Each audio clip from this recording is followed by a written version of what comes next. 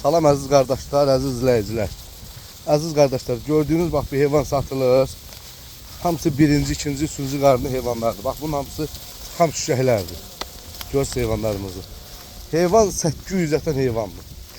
Heyvan yəni 2 bölü yox diyor, 800 heyvandır. Yəni və istəyən həmkindən seçə bilər. Hamısı da şüşəkdir. 1, 2, 3 doğmuş heyvanlardır. Bu gün də may ayının 28-idir. 27-sidir. Kardeşler bak böyle içinde bir 300 ətən böyle qızıl yelin var. Bak yetik. 300 ətən yetiği var. Kim almaq istəsə zəng eləyib gəlib ala bilər. Bak bu cürə heyvanlardır.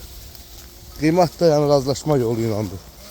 Yəni qiymət istəyənlərə inşallah razılaşıb Allah'ın köməkliğini vermək olar. Cavan heyvanlardır hamısı. Birinci, ikinci, üçüncü qarnı. Göz heyvanlarımız. Maşallah heyvanlardır. Gözde heyvanlarımız.